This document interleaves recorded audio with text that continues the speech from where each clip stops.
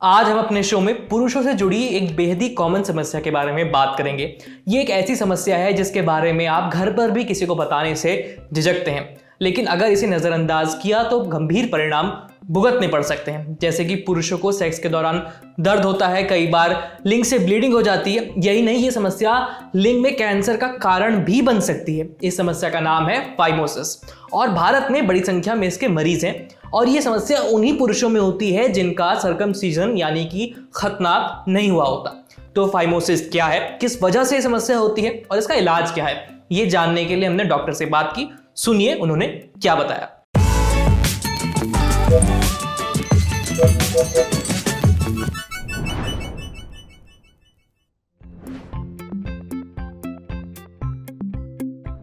तो जैसा कि आप सब जानते हैं कि पुरुषों में लिंग के आगे वाले हिस्से को हम फोरस्किन बोलते हैं।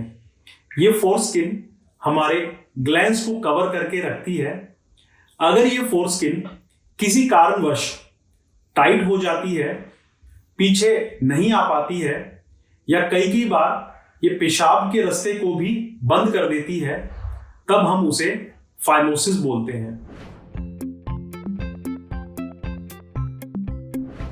ऐसा होने के काफी सारे कारण होते हैं, जैसे कि बार बार इन्फेक्शंस होना।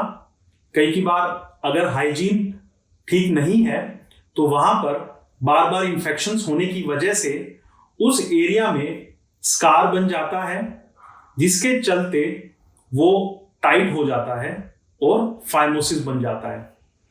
दूसरा, बार बार उसी हिस्से पर, लिंग के आगे वाले हिस्से पर चोट लगना या उस पे बार बार रगड़ लगना, इसकी वजह से भी स्कार बन जाता है, जो कि फाइमोसिस करता है।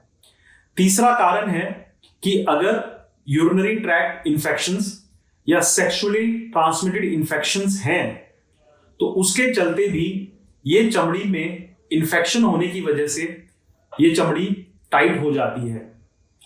और चौथा, अगर कोई स्किन की कंडीशंस हैं जैसे कि एक्जिमा या लाइकन स्क्लेरोसिस, एलर्जीज, तो उसके चलते भी ये समस्या हो सकती है। ये जो लिंग की चमड़ी है ये टाइट हो जाती है तो ये पीछे नहीं आ पाती है, जिसके चलते उस जगह पर सफाई नहीं हो पाती है।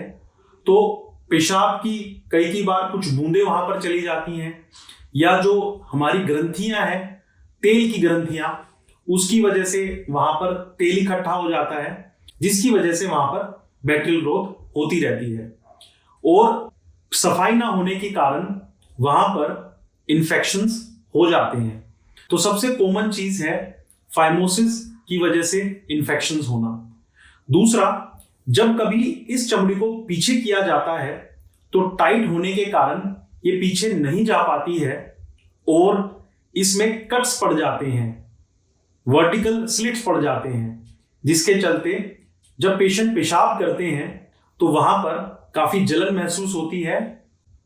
तीसरा, अगर पेशेंट सेक्सुअली एक्टिव हैं तो इरेक्शन के समय पर, तनाव के समय पर उन्हें वहां पर लिंग में तनाव की समस्या हो सकती है, क्योंकि जब लिंग में तनाव आएगा तो वो इस खाल को खींचने की कोशिश करेगा, तो तब उनको दर्द हो सकता है, जिसकी वजह से उनके इरेक्शंस जा सकते हैं। और अगर ये काफी समय से फाइमोसिस की समस्या रहती है तो 10 या 20 साल के बाद ये कैंसर का भी रूप धारण कर सकती है।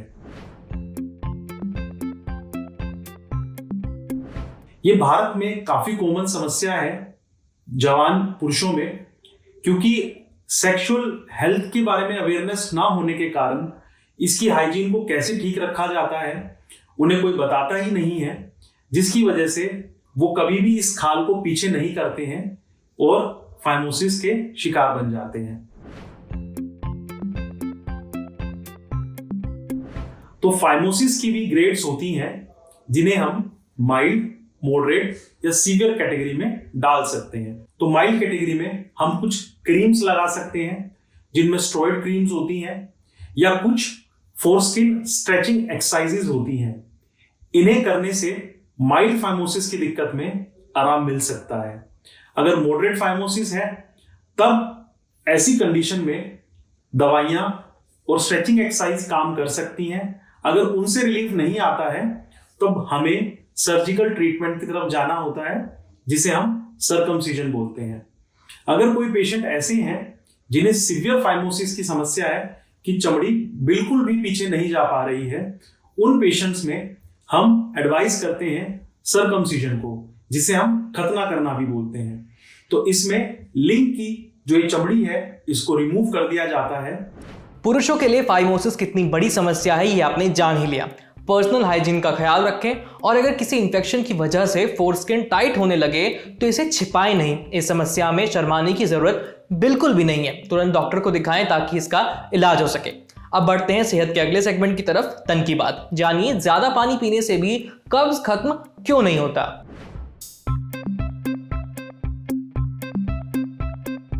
कभी कभी आपने नोटिस किया होगा कि काफी सारा पानी पीने और सलाद खाने के बाद भी कब्ज बना हुआ है। समस्या से राहत मिलने के बजाय दिक्कत और बढ़ जाती है। जानते ऐसा क्यों होता है? इसी मुद्दे के बारे में न्यूट्रिशनिस्ट राशि चौधरी ने अपने इंस्टाग्राम पेज पर बात की है।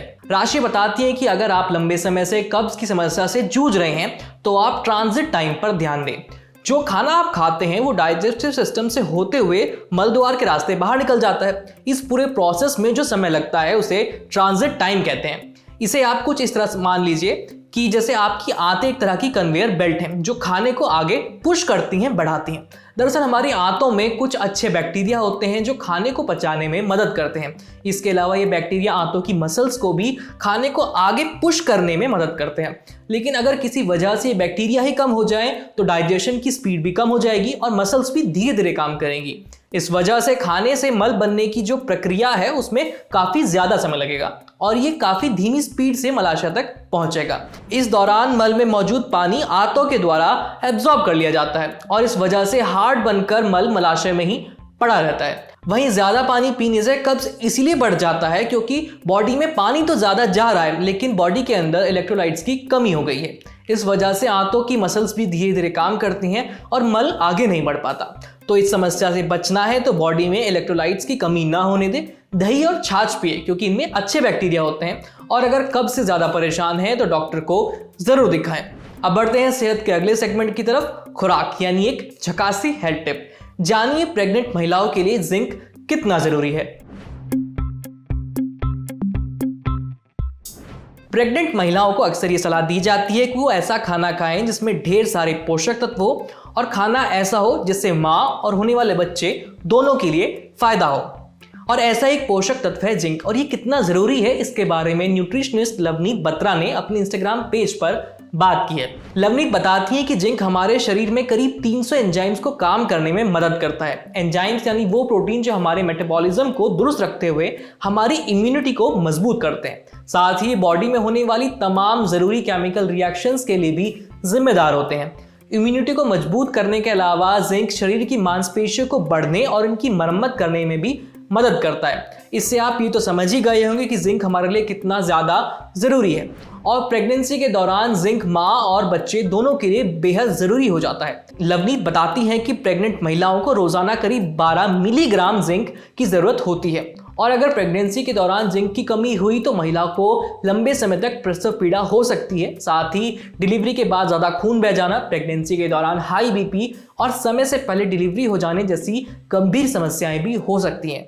ऐसा हुआ तो माँ और बच्चे दोनों को खतरा हो सकता है। इसलिए अपने खाने में बादाम, अखरोट, काजू, कद्दू के बीज, फली वाली सब्जियां और अंडा जरूर शामिल करें ताकि आपको भरपूर जिंक मिल सके। अच्छा, आज सेहत में इतना ही। अगर आप डॉक्टर हैं या फिर आपका डॉक्टर से कोई सवाल है तो स्क्रीन पर दिख रही इस ईमेल आईडी पर अपना सवाल भेज दीजिए। मेरा नाम है आयुष, देखते रहिए ललन टॉप। शुक्रिया।